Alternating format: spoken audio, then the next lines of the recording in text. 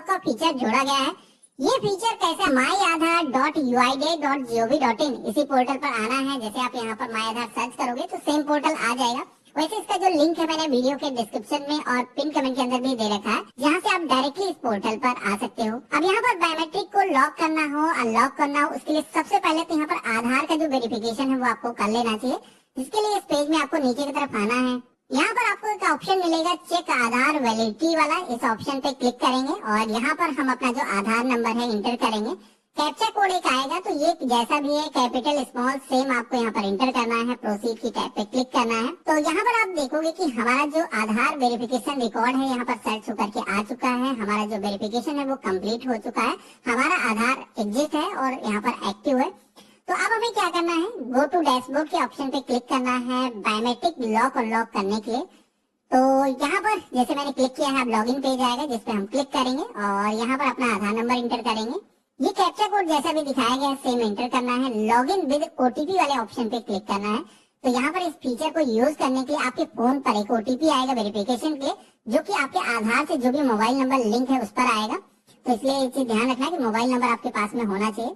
तो हमारे फोन पर मैसेज के माध्यम से ओटीपी आ चुका है, हम यहाँ पर इंटर कर देंगे और लॉगिन की टैब पे क्लिक करेंगे। तो इस तरीके से हम पोर्टल के अंदर लॉगिन हो चुके हैं। अगर यहाँ पर प्रोफाइल के आइकन पे क्लिक करेंगे तो यहाँ पर हमारा जो आधार कार्ड है वो हमें देखने को मिल जाएगा। फ्लिप करेंगे तो बैक साइड का जो आधार कार्ड है यहाँ पर हमें देखने को मिल जाता है। अब यहाँ पर बायोमेट्रिक लॉक अनलॉक का फीचर यहाँ पर नीचे की तरफ आओगे तो आपको दिया गया है, जैसे कि लॉक अनलॉक बायोमेट्रिक वाला। इस ऑप्शन पे क्लिक करेंगे तो आप यहाँ पर देख पा रहे होंगे, जो आपके मन में सवाल चल रहे होंगे कि इसका यूज आखिर क्या होने वाला। तो यहाँ पर सारी इन्फॉर्मेशन दी गई है। तो आज की डेट में आपने देखा होगा कि बहुत सारे ऐसे स्कैम फ्रॉड होते रहते हैं। आप वहाँ पर नहीं हो, फिर भी आपके आधार को इस्तेमाल करके कोई ना कोई सर्विस को यूज करने की कोई ट्राई करता है। तो ये जो फीचर है उससे आपको सेव करता है, सुरक्षित आपको करता है, आपके आधार का मिसयूज होने से बचाता है। तो यहाँ पर एक सीन आपको ऊपर की तरफ दिखाया गया है कि जैसे कि अगर आपने बायोमेट्रिक लॉक अपना कर रखा है तो यहाँ पर जो ऑथेंटिकेशन है, जो आपके बायोमेट्रिक्स होते हैं, जैसे कि आपके फिंगरप्रिंट हो गए या फिर आइरिस जो आंखों की स्कैनिंग होती है, आपका फेस स्कैनिंग हो गया, तो इन सारे मेथड के जरिए कोई भी कहीं पे भी ऑथेंटिकेशन करने की कोशिश करेगा तो यहाँ पर ये जो ऑथेंटिकेशन है नहीं हो पाएगा। जैसे कि आपने रिसेंट देखा होगा कि फेस ऑथेंटिकेशन के जरिए भी बहुत सारी सर्विसेज आज की डेट में हम ऑनलाइन एक्सेस कर सकते हैं। तो इसलिए सभी की अवेयरनेस के लिए काफी जरूरी है कि ये जो फीचर है, आपको अगर आधार हर जगह पे आप देते हो, किसी ने वहां पर इस्तेमाल नहीं किया, उसका आधार इस्तेमाल हो गया, तो ये जो फीचर है उन लोगों ने एक्टिव प्रिंट हो गए या फिर आइरिस जो आंखों की स्कैनिंग होती है, आपका फेस स्कैनिंग हो गया, तो इन सारे मेथड के जरिए कोई भी कहीं पे भी ऑथेंटिकेशन करने की कोशिश करेगा तो यहाँ पर ये जो ऑथेंटिकेशन है नहीं हो पाएगा। जैसे कि आपने रिसेंट देखा होगा कि फेस ऑथेंटिकेशन के जरिए भी बहुत सारी सर्विसेज आज की डेट में हम ऑनलाइन एक्सेस कर सकते हैं। तो इसलिए सभी की अवेयरनेस के लिए काफी जरूरी है कि ये जो फीचर है, आपको अगर आधार हर जगह आप देते हो तो इसलिए ध्यान रखना है कि आधार का मिसयूज भी होता है। और बहुत सारी न्यूज में आजकल आपने देखा होगा कि ऐसी न्यूजें आती हैं कि आधार किसी ने वहां पर इस्तेमाल नहीं किया, उसका आधार इस्तेमाल हो गया। तो ये जो फीचर है उन लोगों ने एक्टिवेट नहीं कर रखा होता है, इसी वजह से उनके साथ में ऐसा होता है। तो यहाँ पर जैसे कि पहला सीन आपको दिखाया गया है जिसके अंदर अगर आपने लॉक कर रखा है तो केवल ओटीपी, यानी कि ओटीपी तो हमारे फोन पर ही आएगा, तो उसके जरिए ही हम अपने आधार को यूज कर सकते हैं। दूसरा यहाँ पर सीन दिखाया गया है कि अगर आपने अनलॉक कर लिया बायोमेट्रिक को तो यहाँ पर फिर सारे ही तरीके से आपके आधार का जो ऑथेंटिकेशन है वो हो सकता है। तो यहाँ पर एक चीज समझना है कि यहाँ पर अगर आपने लॉक कर लिया, ऐसा नहीं कि हमेशा के लिए परमानेंट लॉक लग जाएगा। आप जब भी आपको जरूरत है तो यहाँ पर उसको डिसेबल कर सकते हो। तो मैं आपको दिखाता हूँ कैसे करना है और कब आपको नहीं करना चाहिए, ये भी मैं आपको बताऊंगा। तो जैसे कि मैंने नेक्स्ट के ऑप्शन पे क्लिक किया है, अब यहाँ पर लॉक बायोमेट्रिक के आपको यहाँ पर कंडीशन को एक्सेप्ट करना है और नेक्स्ट की टैब पे क्लिक करना है। तो यहाँ पर आप देखोगे कि हमारा जो बायोमेट्रिक है वो लॉक हो चुका है, यानी कि आप फिंगरप्रिंट या फिर आंखों की स्कैनिंग करके या फिर हमारा फोटो को इस्तेमाल करके कहीं पर भी कोई ऑथेंटिकेशन करने की कोशिश करेगा तो ये जो ऑथेंटिकेशन है वो पॉसिबल नहीं होगा, क्योंकि हमने यहाँ पर बायोमेट्रिक लॉक कर दिया है। अब एक सवाल आएगा कि भाई अगर हमें जरूरत पड़ गई तब कैसे हमें इसको इस्तेमाल करना है।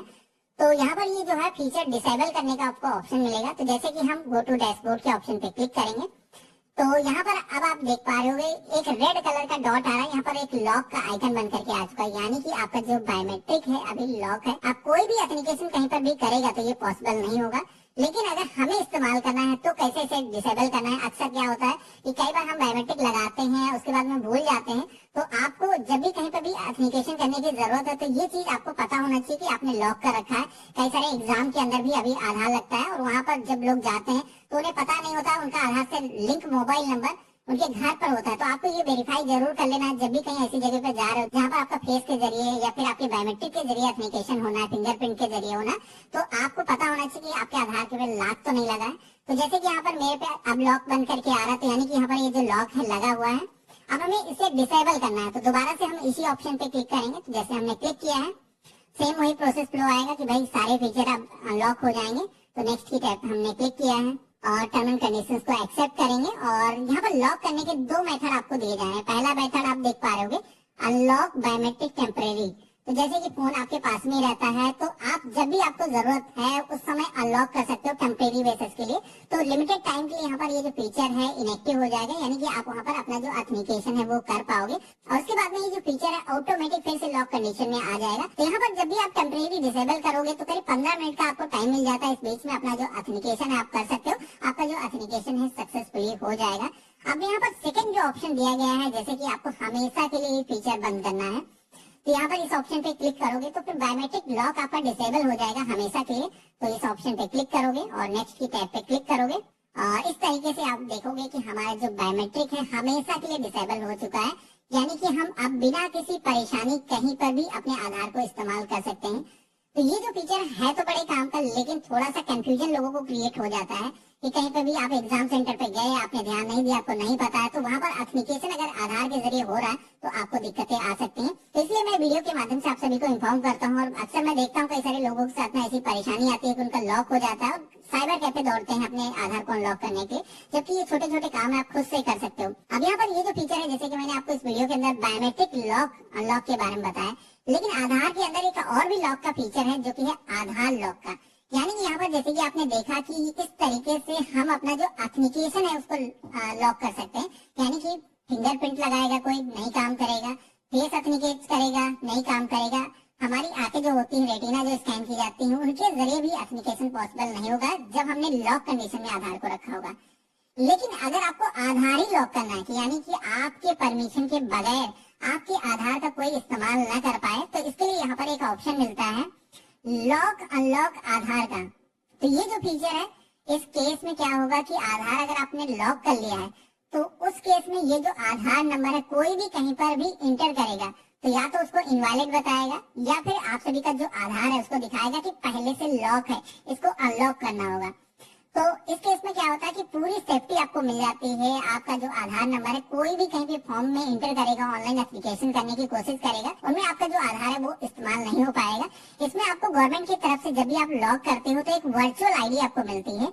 ये जो वर्चुअल आईडी है आपको अपने पास में नोट करके रख लेना है और वर्चुअल आईडी के जरिए कहीं पर भी आप ऑथेंटिकेशन अपना कर सकते हो, अपना जो आधार कार्ड है वो इस्तेमाल कर सकते हो। यानी कि ओरिजिनल जो आधार है आपका हाइड रहेगा और यहाँ पर जो वर्चुअल आईडी जब आप लॉक करते हो मिलती है आपको 16 डिजिट की, तो वो जो आईडी है उसको इस्तेमाल करके कहीं पर भी ऑथेंटिकेशन किया जा सकता है। तो ऐसा नहीं कि आपको हमेशा उसको डिसेबल करना है, लेकिन कहीं पर भी आधार नंबर को इंटर करने का ऑप्शन आता है तो उस केस में इसको डिसेबल करना होगा।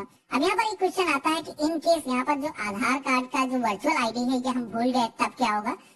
तो ये काफी आसान तरीके से फॉरगेट हो जाती है। तो इसके लिए आप सभी को अपने फोन से एक मैसेज भेजना होता है 1947 पर, लिखना है RVID यानी कि रिट्रीव करना चाहते हैं वर्चुअल आईडी को, और इसके बाद में आधार कार्ड के लास्ट के 4 डिजिट आपको एंटर कर देना है स्पेस दे करके, और इस तरीके से आपको मैसेज को सेंड कर देना है 1947 पर।